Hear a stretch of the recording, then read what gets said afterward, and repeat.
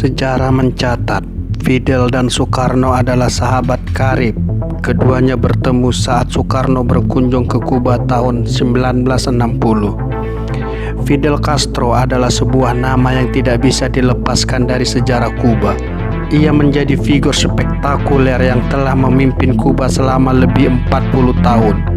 Sebagai pemimpin, ia dikenal sangat karismatik dan memiliki banyak daya tarik.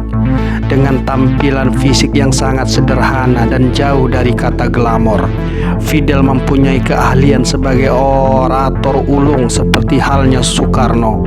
Fidel menganggap Bung Karno sebagai sosok sahabat karib sekaligus guru. Di kalangan masyarakat Kuba dan masyarakat dunia secara umum, Fidel adalah nama yang sangat populer. Ia telah menjadi salah satu tokoh penting yang memimpin revolusi rakyat Kuba bersama adiknya Raul Castro dan Che Guevara. Fidel berhasil memimpin revolusi untuk menumbangkan rejim otoriter dan korup pada masa itu. Fidel yang terkenal dengan julukan Barbudos atau si Janggut telah memimpin rakyat Kuba untuk melakukan pemberontakan secara besar-besaran kepada rejim Batista. Konon, Fidel merampok para tuan tanah yang kaya dan korup, lalu membagikan tanah tersebut kepada petani miskin.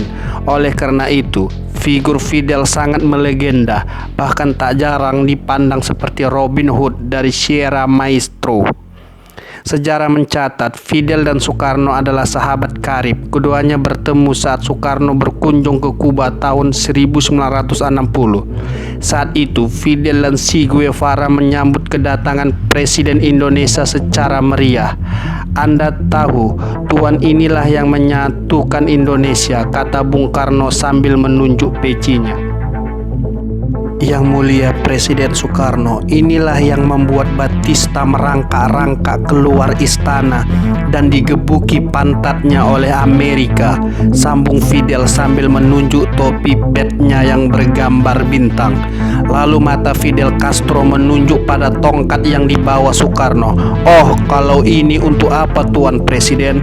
Soekarno dengan gaya kocak mengelus-ngelus tongkatnya dan memberikan kepada Fidel Castro. Kalau Anda pegang ini, akan keluar jin. Fidel dan semuanya yang ada di istana kepresidenan lantas tertawa terbahak-bahak. Fidel mengelus-ngelus tongkat komando Soekarno, tetapi tentu saja tidak keluar jin. Akhirnya mereka bertukar aksesoris. Fidel memakai peci dan tongkat komando Soekarno, sementara Soekarno memakai topi pet milik Fidel. Itulah kisah tentang keakraban yang terjalin antara dua orang yang memiliki kemiripan ideologis. Bagi Fidel, Soekarno adalah guru yang mengajarkan bahwa sebuah negara harus dibangun secara mandiri dan setelah merdeka tidak boleh disetir oleh bangsa asing. Inilah pelajaran penting yang diambil Fidel Castro dari Soekarno. Fidel Castro lahir pada 13 Agustus tahun 1926 di Biran, Provinsi Holguin, Kuba. Nama lengkapnya adalah Fidel Alessandro Castro Ros. Ayahnya Angel Castro Argis merupakan pendatang yang pertama kali tiba di Kuba bersama tentara Spanyol saat berlangsungnya Perang Spanyol-Amerika pada tahun 1898. Angel datang dari suatu tempat bernama Galicia di Spanyol. Di Kuba, ia menemukan banyak peluang untuk menjalani kehidupan baru. Angel Castro Argis dikenal sebagai pebisnis sukses sejak menolak dipulangkan ke Spanyol. Setelah perang usai tahun 1905, ia memantapkan diri untuk merintis bisnis di Kuba secara perlahan. Dengan kerja keras dan ketekunan, Angel berhasil membangun kerajaan bisnisnya sendiri. Ia berhasil menikmati keuntungan dari bisnis perkebunan tebu dan pabrik gula, tidak seperti ayahnya yang kaya. Ibu Castro hanya perempuan miskin dari Galicia. Perempuan bernama Lina Rus Gonzales ini awalnya pembantu rumah tangga di kediaman Angel. Namun Angel menaruh hati kepadanya, walaupun saat itu ia masih mempunyai istri sah. Angel dan Lina akhirnya mempunyai 6 anak, yaitu Fidel, Raul, Angela, Ramon, Emma dan Juanita. Sejak saat Fidel Castro lahir, ayahnya sudah menjadi salah satu orang terkaya di provinsinya. Angel bercerai dengan istrinya yang sah ketika Fidel berumur 15 tahun. Kemudian Angel menikahi Lina, namun Fidel diakui sebagai anak kandung saat ia berusia 17 tahun. Setelah pengakuan tersebut, secara hukum nama keluarga Fidel harus diubah dari Ras menjadi Castro. Fidel memakai keduanya dan menambahkan dengan nama pilihannya sendiri, yakni Alessandro atau Alexander. Nama tambahan itu diperoleh setelah Fidel membaca kisah tentang prajurit Makedonia yang legendaris di perpustakaan sekolahnya. Pilihan nama yang pada akhirnya mencerminkan kegemaran Fidel dalam pertualangan dan pertempuran sebagaimana kesatria sejati. Sebagai tuan tanah di Provinsi Oriente, kekayaan Angel sangat cukup untuk memanjakan dan memberikan kenyamanan bagi keluarganya. Namun, semua kekayaan itu tidak diimbangi dengan kebahagiaan dalam membangun rumah tangga. Terbukti setelah perceraian dengan istri pertama, keluarga Angel terkesan tidak harmonis. Angel dikenal sebagai pengusaha sibuk. Ia tidak mempunyai waktu untuk membangun kedekatan emosi dengan anak-anaknya, terutama dengan Fidel. Hubungan ayah dan anak ini tidak pernah dekat. Tak pelak, Fidel tumbuh terasing dalam lingkungan keluarganya sendiri. Ia tidak dekat dengan ayah, ibu, ataupun saudara-saudara tirinya.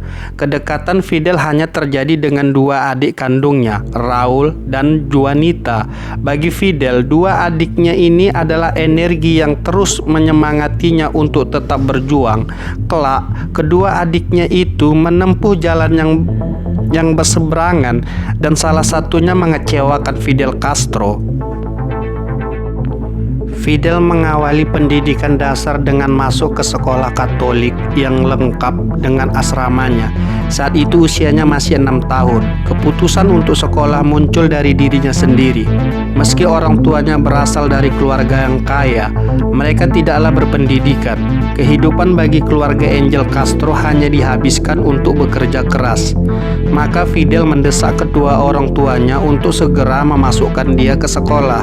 Di kota Santiago de Cuba, Fidel belajar di Colegio La Salle dan Colegio Dolores. Keduanya adalah yayasan pendidikan di bawah Yesuit. Sekolah ini mempunyai kedisiplinan yang sangat ketat. Tanpa disadari, hal ini justru membatasi lingkup pergaulan sosial Fidel. Ia tidak bisa mengekspresikan diri sepenuhnya di masa-masa ini. Nilai-nilainya pun relatif beragam. Ia tidak menunjukkan minat khusus terhadap pelajaran tertentu. Namun banyak yang mengakui bahwa Fidel adalah murid berbakat secara intelektual. Fidel pintar, energik, dan sangat menikmati olahraga, terutama yang bercorak permainan. Jelas, ia lebih menyukai lapangan basket daripada pelajaran sekolah.